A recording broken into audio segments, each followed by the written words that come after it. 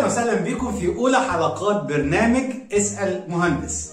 اهلا وسهلا بكم في قناه ديكور على ذوقك. انا مهندس الديكور وائل صبحي، وفي اولى حلقاتنا هنجاوب على سؤال مهم جدا بيتسال لنا على القناه وكمان بيجي لنا على الفيسبوك بكثره: ليه اجيب مهندس ديكور او مهندس تشطيبات يشطب لي شقتي؟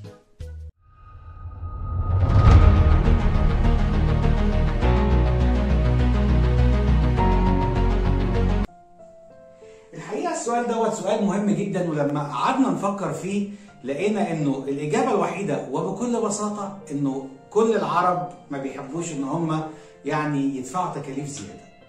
عايز اقول لكم على معلومه مهمه جدا. مهندس الديكور او مهندس تشطيبات اللي انت هتجيبه في شغلك هو بالتاكيد هو هيطلع لك كل الاخطاء الموجوده في الشغل، هو هيعالج لك اي خطأ موجود في الشغل بتاعك، هو كمان هيوفر عليك ان انت في حاجات تتكسر. وعن خبرات انا هحكي لكم طبعا على مواقف حصلت معايا كتير هقول لكم عليها بالتفصيل. لكن كمان مهندس الديكور بيوفر ازاي يا باشمهندس؟ اول حاجه حضرتك مهندس الديكور بيروح يجيب لك من كل الوكلاء اللي هو بيتعامل معاهم بحكم شغله في السوق، بيجيب لك بخصومات معينه، سواء كان سيراميك، سواء كان بورسلين، سواء كانت اسلاك كهربائيه، تكييفات، اي حاجه انت عايزها في الشغل التشطيبات هو بيجيبها لك باسعار مخفضه. نسبه التخفيض ديت لو حضرتك اديتها للمهندس او باعتبار ان انت لو رحت اشتريتها دايركت فانت بكده ما بتكونش وفرت. لكن انت لما يكون معاك مهندس شايل لك الشغل بتاعك واخد باله من كل تفصيله، هو موجود في الموقع كل يوم، عينه على كل حاجه شغاله، كل بند شغال فيه، هو بيطلع لك اي خطأ، بيتلاشى لك اي مشكله ممكن تحصل في المستقبل تخليك ان انت تعمل اعاده للشغل تاني. عايز اقول لك انه من اصعب حاجه للصنايعي ان هو يعيد الشغل من تاني لو في اي مشكله. كمان مهندس التشطيبات من اهم المهام بتاعته ان هو بيحسب لك البنود بتاعه شقتك حسابات سليمه. بمعنى ايه؟ يعني انا مثلا لو انا بعمل الشقه بتاعتي والشقه دي انا حاطط لها رينج التكاليف سي مثلا 400,000، فممكن التكاليف بتاعتي تعدي ب 50 ب 60 ب 100,000 زياده. لكن هو بيدي لك التكاليف الحقيقيه بحسابات سليمه في شيت اكسل بيقول لك عليه على كل مقاسات، كل التكاليف، كل حاجه موجوده، انت هتدفع ايه بالظبط. كمان من الحاجات المهمه جدا اللي مهندس الديكور بيعملها لحضرتك ان هو بيتواصل مع الصنايعيه اللي هم بيكونوا طبعا بدورهم ان هم متعبين. كمان هو بيجيب لك صنايعيه بتكون المصنعيه بتاعتهم باسعار مرتاحه جدا، لانه طبعا الصنايعي لما هيجي يشتغل لحضرتك غير لما بيشتغل لمهندس. كل الحاجات اللي هو بيوفرها لك ديت بمعنى ادق يعني احسبها ان هو اللي بياخد الحاجات دي. لكن في المقابل انت بتستلم الشغل بتاعك شغل سليم جدا، كمان انت بتريح دماغك من التعامل مع الصنايعيه. وعايز اقول لك ان التعامل مع الصنايعيه يعني الصنايعي ممكن ان هو يقنعك بحاجات والحاجات دي تعمل لك كارثه. ومن ضمن الحاجات اللي ممكن الصنايعي يقنعك بيها وهنقول مثلا كبند السباكه. بند السباكه ممكن الصنايعي علشان يخلص شغله بسرعه يقول لك انا عاوز مواسير نص بوصه.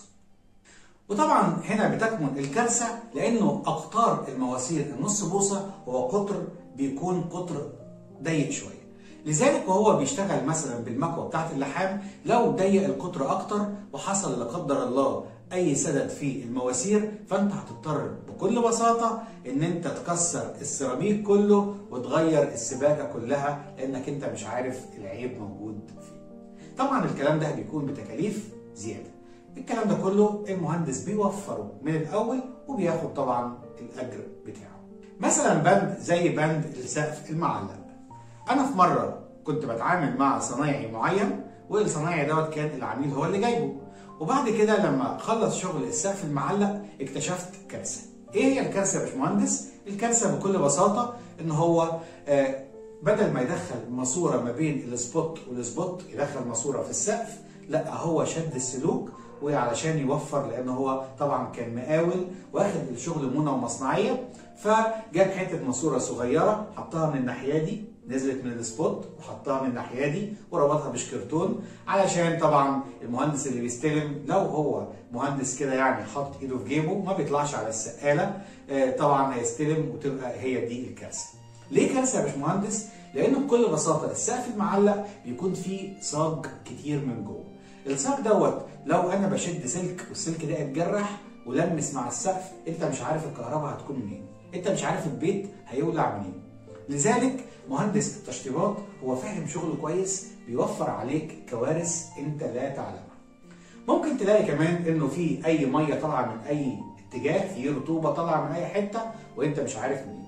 لذلك هو بيعمل الشغل بطريقه سليمه بتخليك تبقى مرتاح جدا. غير كده ان هو كمان بيقدر ان هو يجيب لك صنايعيه من السوق بجوده عاليه. الصنايعيه ديت بيكون هو مجربها، بيكون تحتيه دولاب من العمل، دولاب العمل دوت هو اللي بيقود لك الشغل في المكان كله. مهندس الديكور من المهم جدا انه يكون موجود في شقتك، ولو حضرتك فكرت انه الموضوع موضوع تكاليف زياده، لا، الموضوع مش تكاليف زياده، الموضوع انه حضرتك مش عايز تدفع في اماكن الصرف الصح. لو سمحت اصرف في اماكن الصرف، وفر في اماكن التوفير. اماكن التوفير هي بتكون في مثلا انا عندي الشقه بالكامل عاوز اعملها بورسلين، غلط.